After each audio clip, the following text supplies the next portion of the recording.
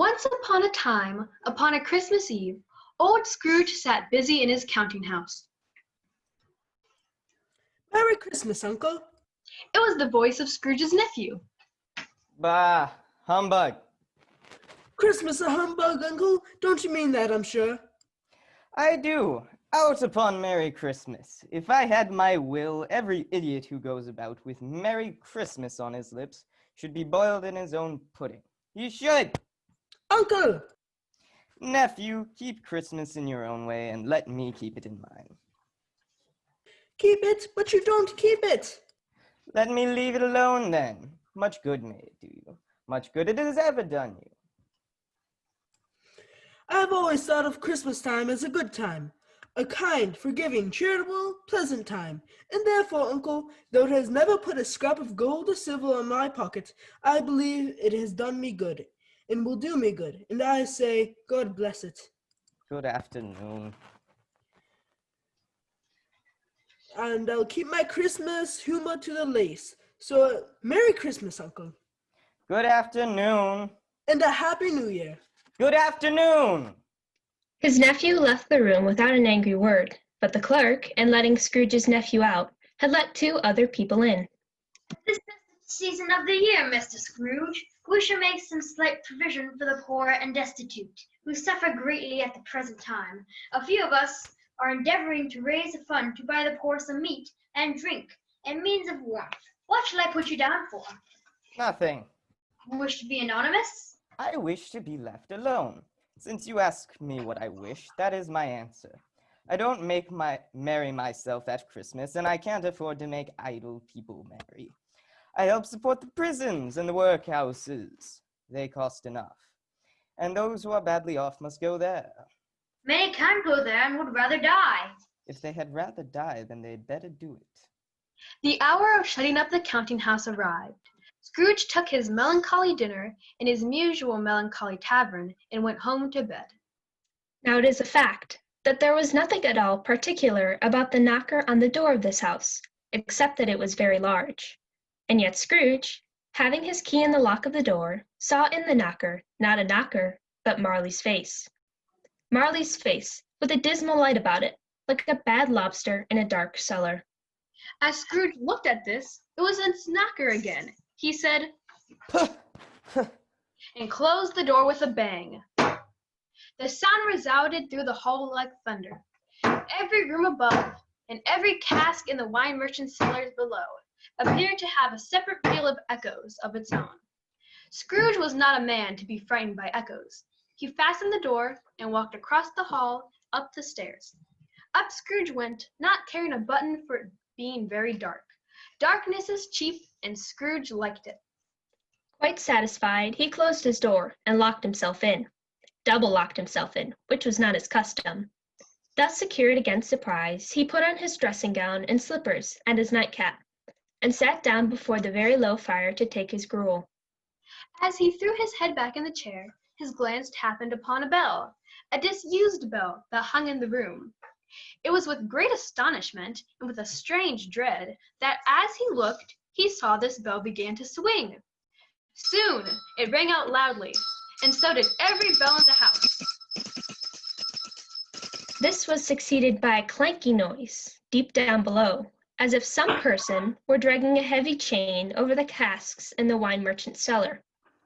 Then he heard the noise much louder on the floors below, then coming up the stairs, then coming straight towards his door. It came on through the heavy door, and a spectre passed into the room before his eyes. And upon its coming in, a dying flame leaped up as though it cried, I know him! Marley's ghost!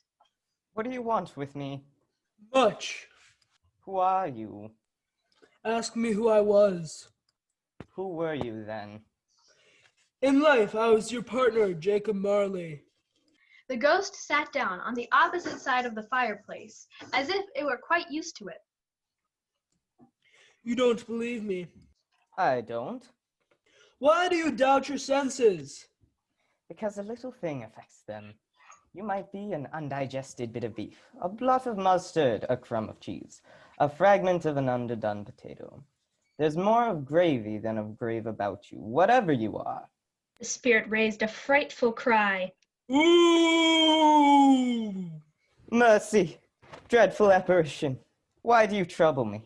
Why do spirits walk the earth, and why do they come to me? It is required of every man that the spirit within him should walk among his fellow men, and travel far and wide. If the spirit goes not forth in life, it is condemned to do so after death. I cannot rest, I cannot stay, I cannot linger anywhere. My spirit never walked beyond our counting house. Mark me, in my life my spirit never roved beyond our money-changing hole, and weary journeys lie before me. Scrooge was very much dismayed to hear the spectre going on at this rate, and began to quake exceedingly. I am here tonight to warn you that you yet have a chance of hope of escaping my fate. You will be haunted by 3 spirits. Expect the first tomorrow night, when the bell tolls 1. Expect the second on the next night, at the same hour. The third upon the next night, when the last stroke of 12 has ceased to vibrate. Look and see me no more. Scrooge tried to say humbug, but stopped at the first syllable, and being, from the emotion he had undergone, or the fatigues of the day, or his glimpse of the invisible world, or the conversation with the ghost, or the lateness of the hour, he went straight to bed, without undressing, and fell asleep on the instant. Deck the halls with boughs of holly, fa la la la la la la la la. 'Tis the season to be jolly, fa la la la la la la la la. Down we now our gay apparel, fa la la la la la la la. Troll the ancient Yuletide carol, fa la la la la la la. When Scrooge awoke, the church clock tolled a deep, dull, hollow melancholy. 1. Light flashed up in the room upon the instant, and the curtains of his bed were drawn aside by a strange figure, like a child. Are you the spirit, sir, whose coming was foretold to me? I am. Who and what are you? I am the ghost of Christmas past. As the words were spoken, they passed through the wall and stood in the busy thoroughfares of the city. It was made plain enough by the dressing of the shops that here too it was Christmas time. The ghost stopped at a certain warehouse door and asked Scrooge if he knew it. Know it? I apprenticed here. They went in. At the sight of an old gentleman in a Welsh wig sitting behind such a high desk that if he had been 2 inches taller, he must have knocked his head against the ceiling, Scrooge cried in great excitement, Why, it's old Fezziwig. Bless his heart, it's Fezziwig alive again. Yo-ho there! Ebenezer! Dick! A living and moving picture of Scrooge's former self, a young man, came briskly in, accompanied by his fellow prentice. Yo-ho, my boys! No more work tonight. Christmas Eve, Dick. Christmas, Ebenezer. Let's have the shutters up, and before a man can say Jack Robinson, clear away, my lads. Let's have lots of room here. Clear away. There was nothing they wouldn't have cleared away, or couldn't have cleared away, with old Fezziwig looking on. It was done in a minute. The warehouse was as snug and warm and dry and bright a ballroom as you would desire to see it upon a winter's night. In came a fiddler with a music book, and went upon the lofty desk, and made an orchestra of it, and tuned it like 50 stomach aches.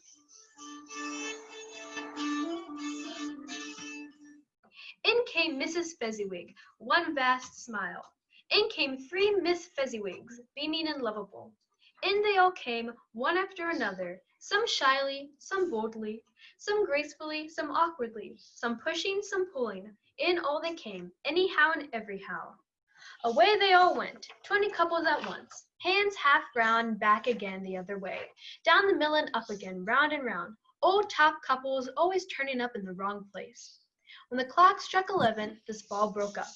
Mr. and Mrs. Fezziwig, shaking hands with every person as he or she went out, wished him or her a Merry Christmas.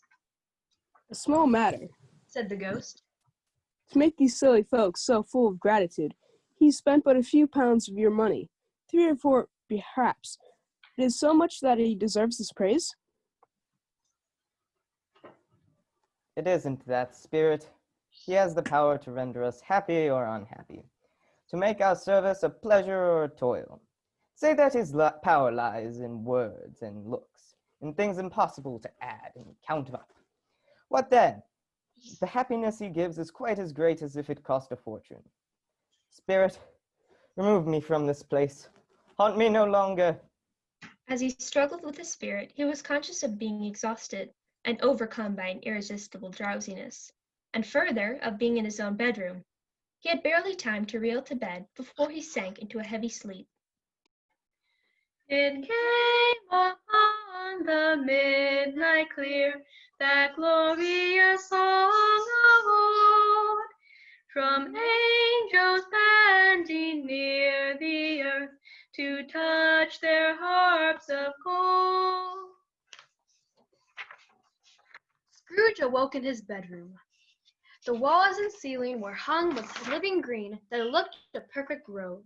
The leaves of holly, mistletoe, and ivy reflected back the light, and such a mighty blaze went roaring up the chimney.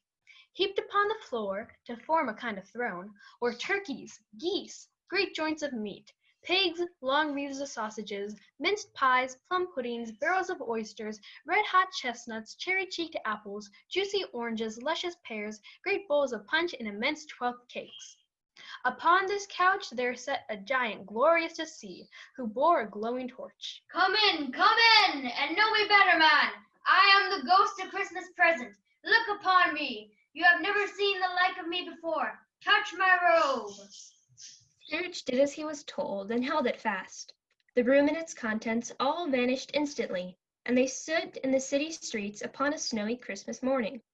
Scrooge and the ghost passed on, invisible, straight toward Scrooge's clerks, and on the threshold of the door the spirit smiled and stopped to bless Bob Cratchit's dwelling with the sprinklings of his torch. Then up rose Mrs. Cratchit. What has become to his father, then? It's your brother, Tiny Tim. There's father coming. Cried the young two Cratchits, who were everywhere at once. In came Bob, the father, his threadbare clothes darned up and brushed to look seasonable, and Tiny Tim upon his shoulder.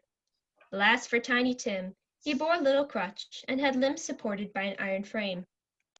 And how did little Tim behave? As good as gold and better. Somehow he gets thoughtful sitting by himself so much. He thinks the strangest things you've ever heard. He told me coming home that he hoped that people saw him in the church because he was a cripple, and it might be pleasant to them to remember upon Christmas Day who made lame beggars walk and blind men see. Master Peter and the two young Cratchits went to fetch the goose, with which they soon returned in high procession. Mrs. Cratchit made the gravy, ready beforehand in a little saucepan, hissing hot. Master Peter mashed the potatoes with incredible vigor. Miss Belinda sweetened up the applesauce. Martha dusted the hot plates. Bob took Tiny Tim beside him in a corner of the table, and the two young Cratchits set chairs for everybody, not forgetting themselves, and crammed spoons into their mouths, lest they should shriek for goose before their turn came to be helped. At last the dishes were set on, and grace was said. It was succeeded by a breathless pause, as Mrs. Cratchit, looking slowly along the carving knife, prepared to plunge it in the breast. But when she did, and when the long-expected gush of stuffing issued forth, one murmur of delight rose around all the board, and even Tiny Tim, excited by the two young Cratchits, beat on the table with the handle of his knife, and feebly cried, Hurrah! But now, the plates being changed by Miss Belinda, Mrs. Cratchit left the room alone to take the pudding up and bring it in. Mrs. Cratchit entered, smiling proudly, with the pudding, like a speckled cannonball, so hard and firm, blazing in half of a quartern of ignited brandy, and bedight with Christmas holly stuck into the top. Oh, a wonderful pudding! At last the dinner was all done, the cloth was cleared, the hearth was swept, and the fire made up. When all the Cratchit family drew round the hearth, while the chestnuts on the fire sputtered and cracked noisily, they were happy, grateful, pleased with one another, and content with the time. And when they faded, and looked happier yet in the bright sprinklings of the spirit's torch at parting, Scrooge had his eye upon them, and especially on Tiny Tim until the last. But the whole scene passed off, and he and the spirit were again upon their travels. Much they saw, and far they went, and many houses they visited, but always with a happy ending. Suddenly, as they stood together in an open place, the bell struck 12. Scrooge looked about him for the ghost, and saw it no more. As the last stroke ceased to vibrate, he remembered the prediction of old Jacob Marley, and, lifting his eyes, beheld the solemn phantom, draped and hooded, coming like a mist along the ground towards him. Ghost of the future, I fear you more than any spectre I have seen. Will you not speak to me? It gave him no reply. The hand was pointed straight before them. Lead on, lead on. The night is waning fast, and it is precious time to me, I know.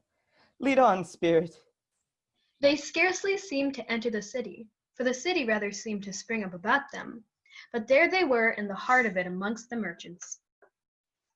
The spirit stopped beside one little knot of businessmen. Observing that the hand was pointed to them, Scrooge advanced to listen to their talk. I don't know much about it either way.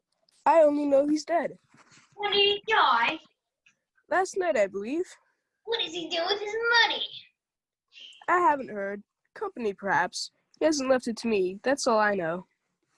The scene had changed, and now he almost touched a bare, uncurtained bed. A pale light, rising in the outer air, fell straight upon this bed, and on it, unwatched, unwept, uncared for, was the body of this unknown man. Spirit, let me see some tenderness connected with the death, or this dark chamber will be forever present to me. The ghost conducted him to poor Bob Cratchit's house, the dwelling he had visited before, and found the mother and the children seated round the fire. Quiet, very quiet. The noisy little Cratchits were still as statues in one corner, and sat up looking at Peter, who had a book before him. The mother and her daughters were engaged in needlework, but surely they were very quiet. The mother laid her work upon the table and put her hand up to her face. The color hurts my eyes. They're better now again. It makes them weak by candlelight, and I wouldn't show weak eyes to your father when he comes home for the world.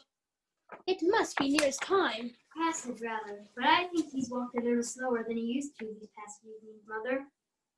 I have known him to walk with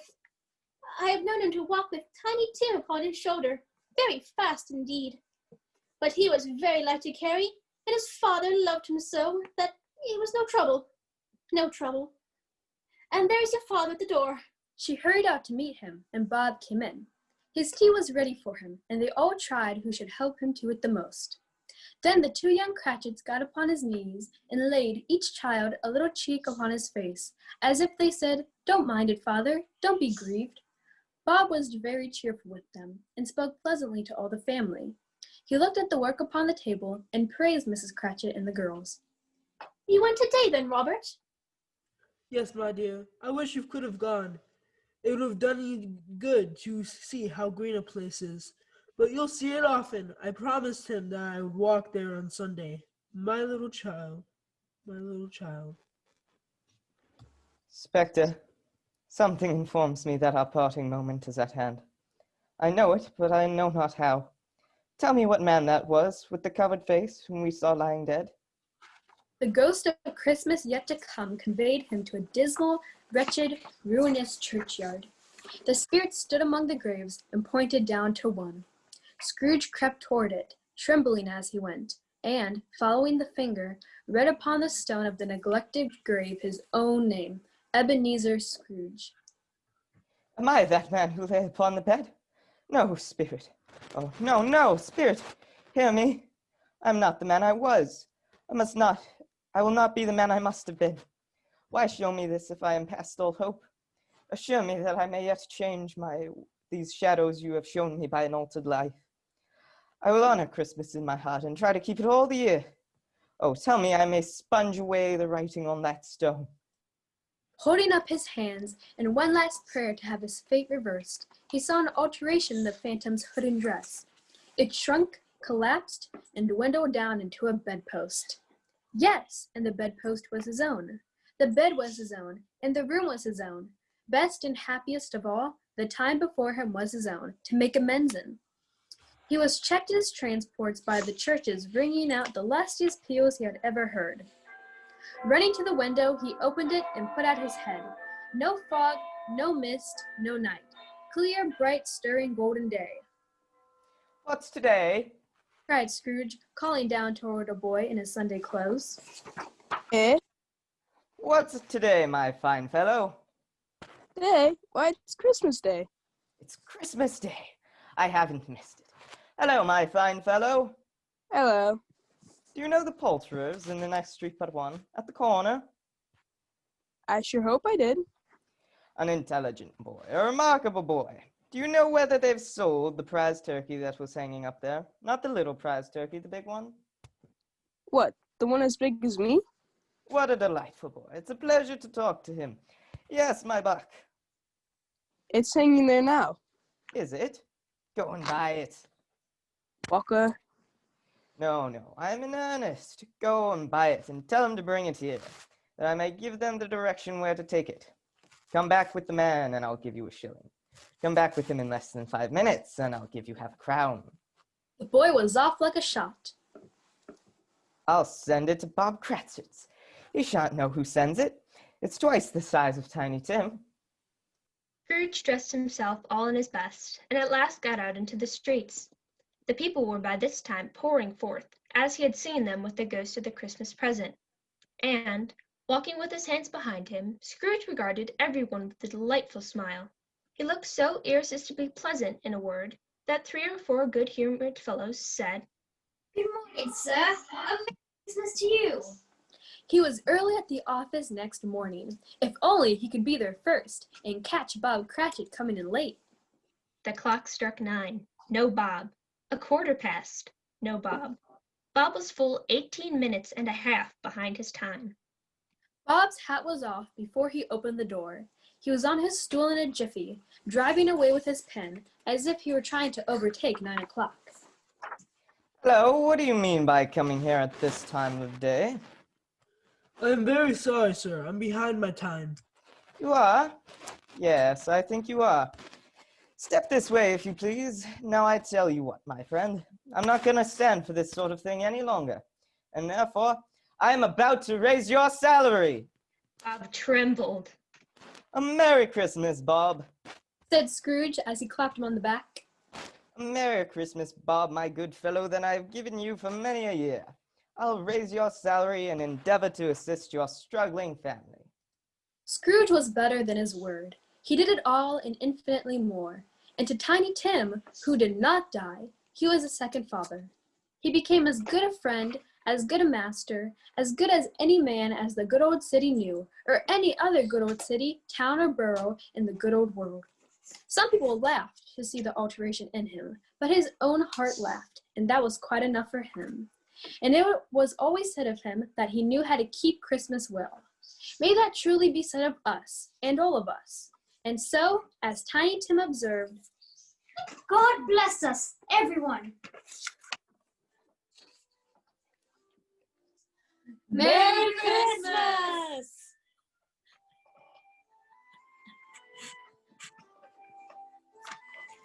In the roles of the narrators were Vivian Gonzalez and Julia Kosinski. The role of Ebenezer Scrooge was played by Paul Amelli. The roles of the first ghost and the boy on the street and the gentleman was played by Jonathan Vitu. The roles of Bob Cratchit and Marley's ghost, and I'm trying to think of them all now, and the nephew were played by Isaac Vitu. The roles of Tiny Tim and the ghost of Christmas Present and the gentleman on the street were played by Marcelo Gonzalez, and the role of Mrs. Cratchit and the flame were played, and the singer for our presentation were performed by Isabella Gonzalez. I think, did I get everyone? Yep. I think I did. And so I just want to tell you, I'm just so proud of all of them and how much work and love they put into this. And I saw how tonight, just how much they got into their characters and really brought out this story for us. Tonight you're going to have 3 different pieces played. The first up is going to be Julia Kosinski, and I'm going to let her introduce her piece. Good evening. Tonight we'll be playing Carol of the Bells and Linus and Lucy.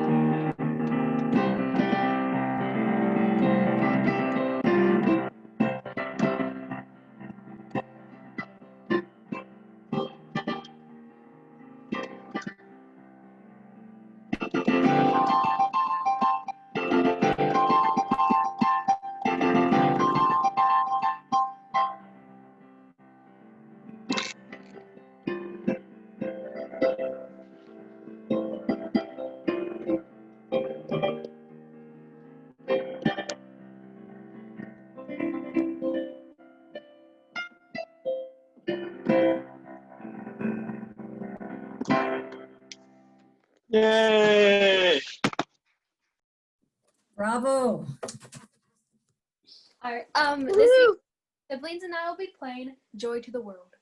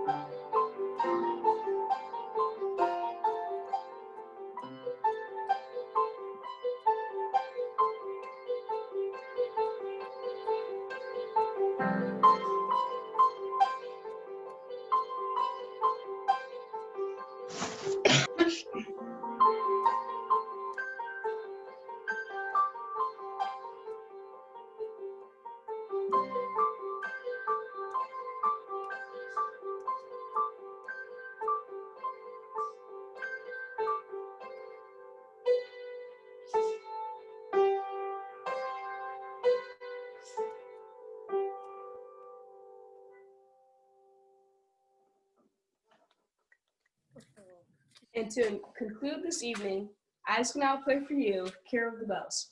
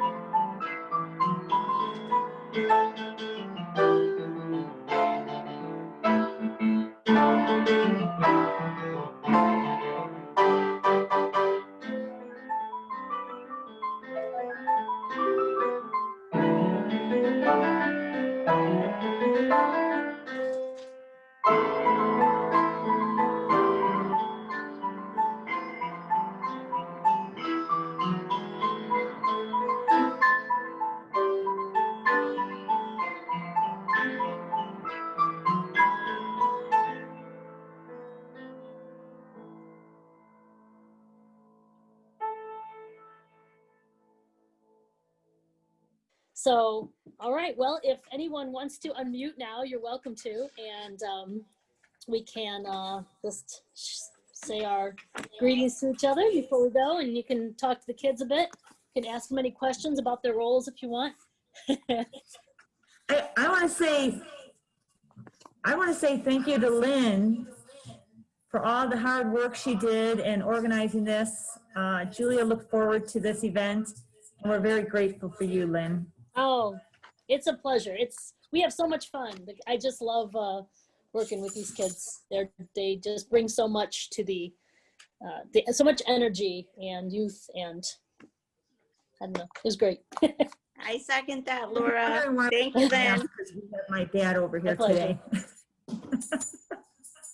Thank you so much, Lynn, and thank you all for coming. Yes, thank you. Thanks, guys. Well done. Oh, we have quite a crowd. That's great. First time I could see. It was so beautiful, and the same as last week. Thank you all for all that you put into that. Really made our holiday special. Thank you. Okay. I only have one thing to say is bravo, the author, Charles Dickens. Good job. Charles Dickens. Yeah, right. Hi, guys. Adele Johnston. Adele. Awesome job. Great to see the Gonzalez family and all the V2 boys and the other kids. You're totally awesome. Thank you. Thank you. Thank you. You're welcome. Merry Christmas. Good job, you guys. All right. Okay, well, I think Everybody, Good have job. a good night, and thank you. Happy New Year. Merry Christmas, and Merry much Christmas. love to everyone. Merry Christmas to all. Merry Christmas. Thank you. Merry Christmas. Bye-bye. Merry Christmas.